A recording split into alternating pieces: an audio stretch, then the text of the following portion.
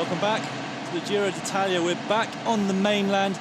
As you can see, we are still on the coast. 222 kilometers in store for the peloton today, from Sorrento to Marina di Ascia.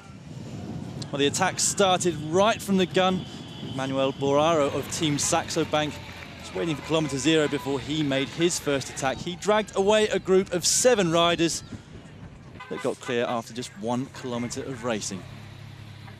A couple of incidents earlier on in the race, but this group established themselves with a maximum break of 7 minutes. Amongst the group was Jackson Rodriguez of Androni, Pantano of Colombia, Belamakers of Lotto Belisol, Dubaca of Team Argos Shimano, Boaro, who started the attack off, the Wouters of Vacansoleil, and Tabore of Vinny Fantini, who is the best of these riders in the overall classification. He's in the yellow on your screen just a moment ago. As they approached the first categorised climb of the day, there are a few people at the back having troubles already. Amongst them, Sipsov of Team Sky, who dropped his chain. This is the first second category mountain of the race, and it was Wouters of Vacansoleil who was first over the top, picking up those 9 points, which was enough to secure him the mountains jersey at the end of the day. On a descent then, and that breakaway starting to break up just slightly. The peloton behind, which was being led by Omega Pharma Quick-Step, bearing down on them. Soon, though, it was Katusha who took over at the front. Their main man for the day, Luca Paolini, who's resplendent in his aero helmet. A few crashes on the descent, and a short bit of flat road between them after the descent before the final climb of the day. And what a climb it was. Here we see Tabore at the start of it, but behind a group of favourites prizing themselves off the front on the technical climb, with many corners on the way up as well as on the way down. And it was none other than last year's winner rider Hejjedal who made a move off the front, number 1 there, whilst the pink jersey of Salvatore Puccio suffering a little and getting dropped off the back.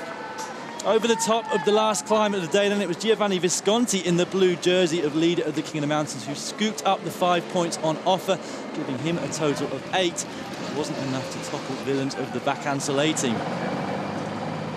Coming towards the top of the little climb in the middle of the descent then, and it was Astana trying to take control at the front, but Luca Paolini of Katusha wasn't going to wait for any of them. He went off the front, avoiding all of the crashes, which included Scarponi of Lamprey. And in the end, he had time to celebrate, because not only was he taking the stage victory, he also went into the leader's pink jersey. What a day for the Italian rider.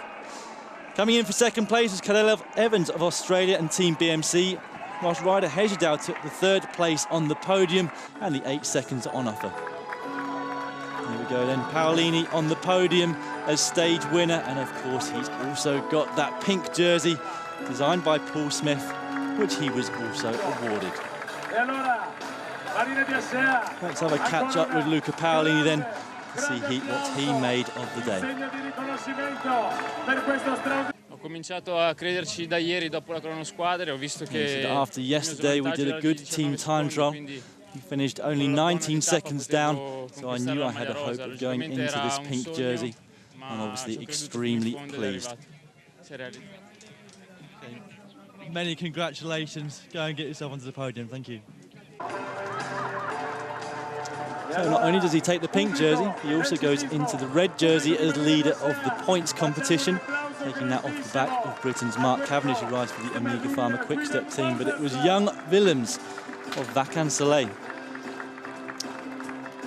who took the mountains jersey and the leader's blue jersey in that competition. What a day for him.